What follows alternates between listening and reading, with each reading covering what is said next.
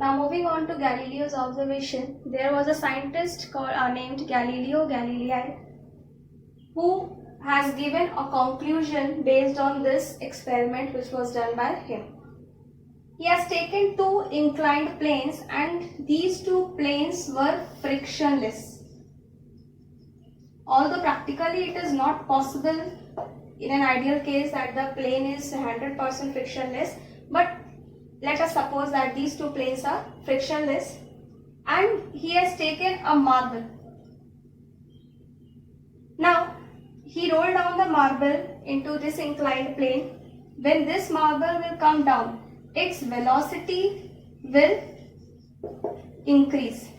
Why? Because it is due to the unbalanced force which is acting on this marble, and this force is the gravitational force which you will study later. Due to that force, the velocity of this marble will keep on increasing, and when this marble moves up to the second inclined plane, the velocity keeps on decreasing. It is again due to the unbalanced force which is the gravitational force.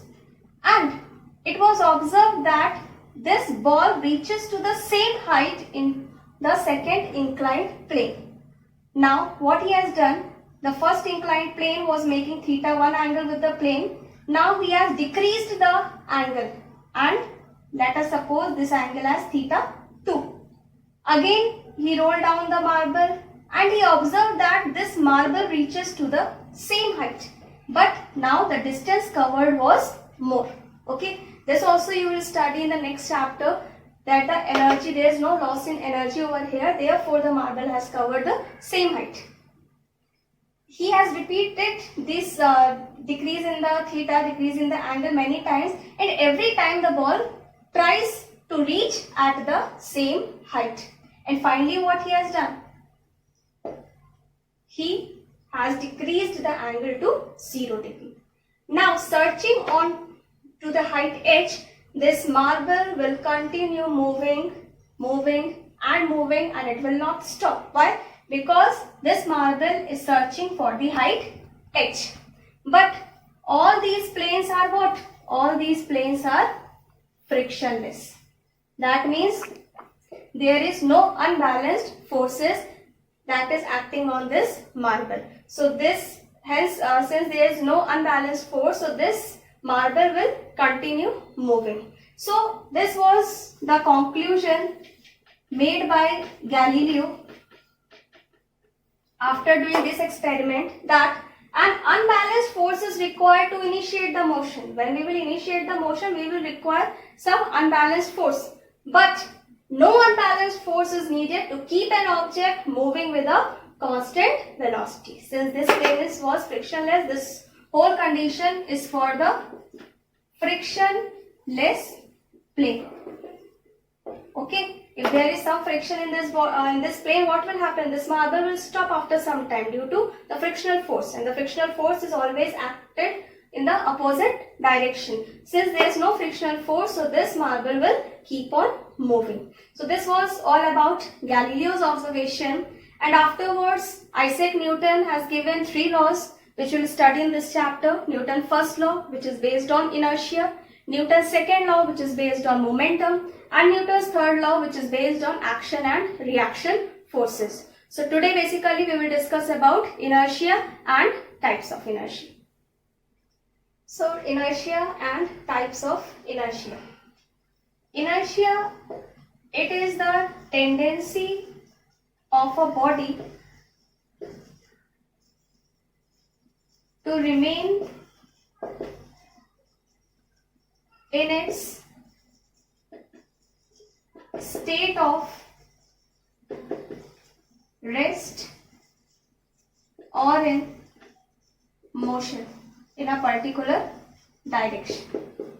That is, it is the inability of a body to remain in its original state. If a body is at rest, that body will try to remain at rest until and unless you will try to apply some force or an external effort. Okay, so if there is no external effort you are applying on a body, that body will try to remain in its original state, and that tendency of a body is called as inertia. And inertia, it depends on mass of the body. More will be the mass, more will be its tendency to remain in its original state. For example, if there is a light object, okay, of mass 1 kg, you can easily apply a less force and you can change the state of that body. But if there is a body of 100 kg, that body will have more and more tendency to remain in its original state. So more and more force you will require to change its original state. So it's a tendency of a body to remain in its original state. Types of inertia. In this chapter, you have to study 3 types of inertia. First is inertia of rest. Second is inertia of motion. And third is inertia of direction. Inertia of rest. Inertia of rest means if a body is at rest, it will try to remain at rest. It will try to remain in its original state of rest. Okay? It will not move. It will try to remain at speed, at velocity 0. Inertia of motion. Now, for example, if a body is moving, if a car is moving, it will not stop by its own until unless you will apply the brakes. So that car will try to move. It will try to remain in motion. So it is the tendency of a body to remain in its original state of motion. Inertia of direction is the third type. That is, if a body is moving in a particular direction, it will not change its direction by its own. Okay? To change its direction, you have to move the steering, you have to change its direction, you have to apply some force. Otherwise, it will not change the direction. So these are the 3 types of inertia. It is a tendency if a body is at rest, it will try to remain at rest. Okay, so this is the definition of inertia of rest.